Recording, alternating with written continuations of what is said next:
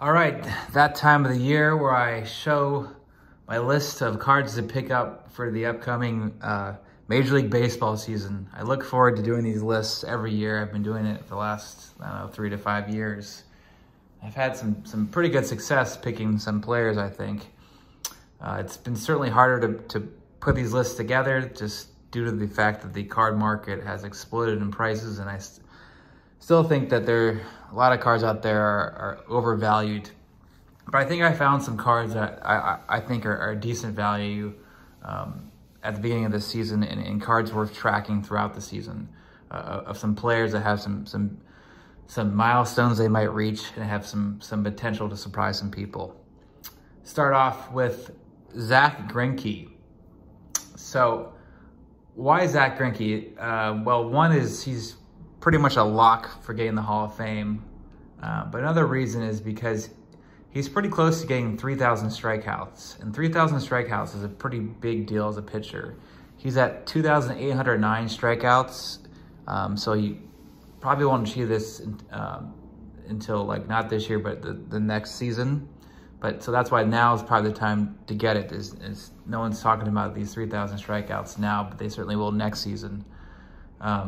And he's also just this really interesting guy. He reminds me a lot of Rue Waddell. And Rue Waddell was quite a character, very out there personalities. And I would just look up some Zack Greinke funny moments.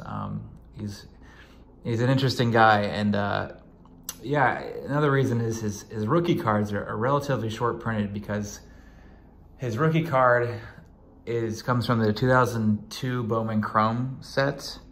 He did not have an auto from that set, but those 2002 Bowman Chrome cards are pretty short printed. Joey Votto's also in that set, and the base cards aren't the easiest to come by. They're pretty tough to grade, hard to find PSA 10s, and the refractors are certainly hard to come by as well. And then his best rookie card is the 2002 Upper Deck Future Gems auto. And those are still pretty affordable cards, although I think his Bowman Chrome refractors go for more than his autograph from Upper Deck, but worth keeping track of both those cards. Okay, next on the list, Vlad Guerrero Jr. So why Vlad? As I think his card prices are pretty undervalued in today's market compared to his peers like Ronald Acuna Jr. and Tatis, Wander Franco, all those guys. He was close to getting the triple crown last year, which is very rare to do. And his card to get, his base card, rookie card to get, is the 2019 Topps no numbered card. Those are, quote unquote short printed, but there's nearly 9,000 graded. And I would look at that card or the Chrome card, because the Chrome card is a little bit more short printed than the base card, because there's 7,500 total graded of the Chrome card from PSA. But I believe at least his base card goes for about $175 nowadays in the PSA 10, which is a fairly good deal. And then his best card is a 2018 Bowman Chrome auto, but those are pretty pricey. I mean, those go for almost $4,000 in a PSA 10 and about $3,000 in a BGS 9.5. But I would definitely look out for his Topps and his Topps Chrome card, because he could have another big year this year. All right, speaking of another guy that could have a big year, Mookie Betts. Mookie, now's the time I think to pick up Mookie. He's 29 and he's a short player. And why I think now is the time to pick him up is because statistically, shorter players, guys that are 5'11" and shorter, once they hit age 30, they tend to not perform as well as bigger players. And players in general, once they hit 30, don't perform as well as they did in their 20s. But shorter guys, unless they're very strong, they can't really rely on their power as they age. But Mookie's built from a different cloth. I mean, that guy's special. He has 50 WAR already, pretty much a lot to get in the Hall of Fame. But he's 29, and I do think he has one or two more MVP seasons left in him. And so now's the time to pick up his cards, because I think right now they're very fairly priced, and especially in today's markets. And so his cards to get are the 2014 Topps Update US 25. On a PSA 10, we go for about $250, which is a kind of a steal. I mean, I remember about this time last year, they're going for $650. Granted, everything was overpriced back then. And they're kind of short printed. There's only, quote unquote, only 3,400 PSA 10s, but that's pretty low pop nowadays for modern cards. And then, to me, the biggest steal is his 2014 Bowman Chrome Auto card, which is his best rookie card. And the Quad 9.5 recently sold for just $1,300, which, I mean, I just think that's a great deal for Mookie Betts, who, in my opinion, is still probably #2 best player in baseball. I mean, Tatis and Acuna might pass him up, but I think right now Mookie's still #2. Just a solid player all around.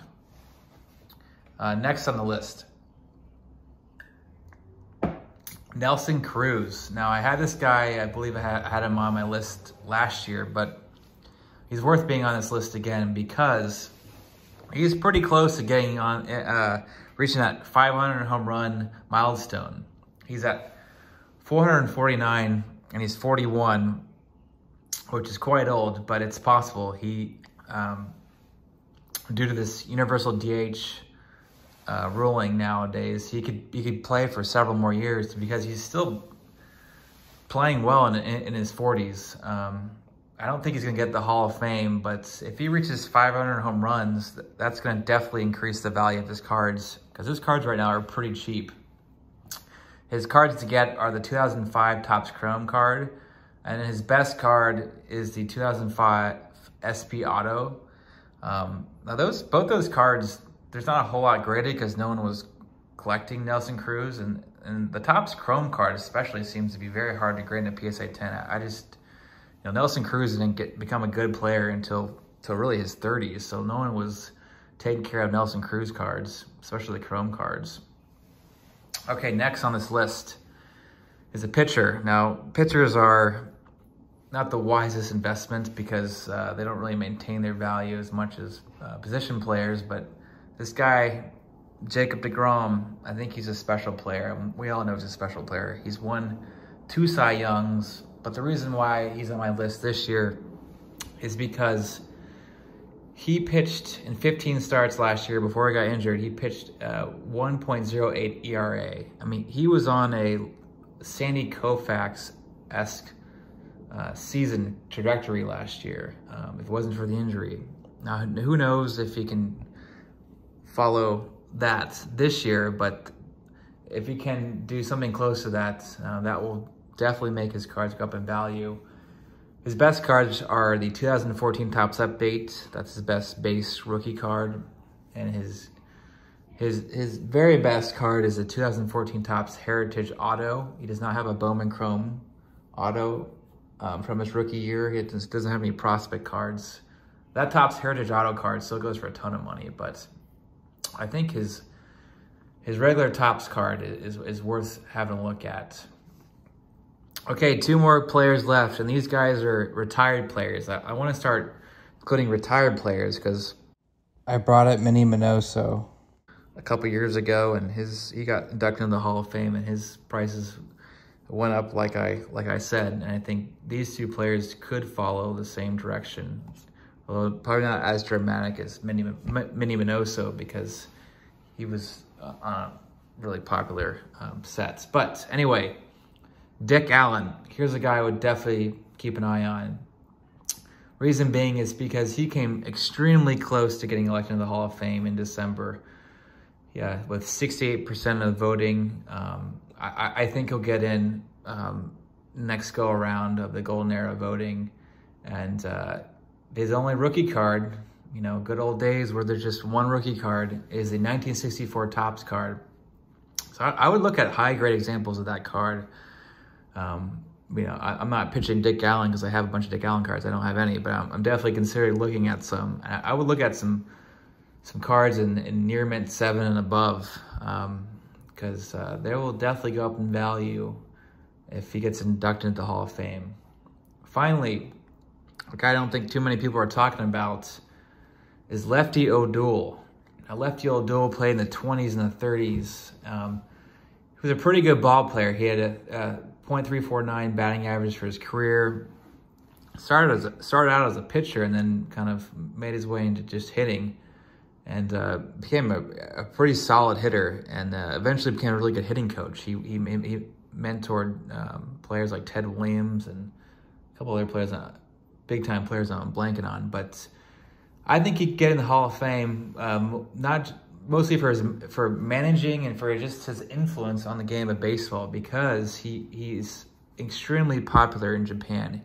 He went over to Japan in the 20s and the 30s, and then again after World War II, and really kind of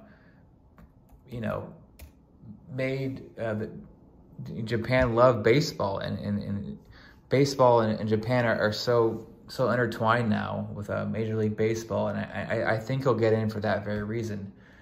He got 31.8% in the voting in December, so he did not get in. There were some Negro League players that were coming closer to getting in than Lefty O'Doul, but I want to include Lefty O'Doul on this list because the Negro League players don't have a lot of cards to collect. But Lefty O'Doul, his best cards come from one of the most iconic sets in the hobby, the 1933 Gaudy. And Lefty O'Doul has 2 cards from that set. And I think eventually he could get in for being this baseball pioneer and helping popularize baseball worldwide. And the fact he was a good player. I mean, he only played 11 seasons, but he was a solid hitter. But yeah, it's worth tracking his 33 Gaudy cards, because those cards are drying up. Pretty tough cards to come by in general. I mean, compared to Tito 6 is and even 1952 Topps, the 33 Gaudis were a little more short printed than both of those iconic sets. I mean, if you don't consider the high series numbers from 52 Topps. But yeah, I'm just glad baseball's back. I was fearing I wouldn't even be able to do this video due to the strike, but excited that we'll have some baseball coming up soon. Not excited that my Cincinnati Reds traded away all their players. But anyway, excited to watch baseball in general. Take care. Hopefully some of these cards you're interested in. I'm certainly not hoarding any of these cards. I don't have any of these cards at the moment, hence why they just magically popped up. But I will certainly be keeping an eye out and trying to get some myself. That's it. Thanks for watching.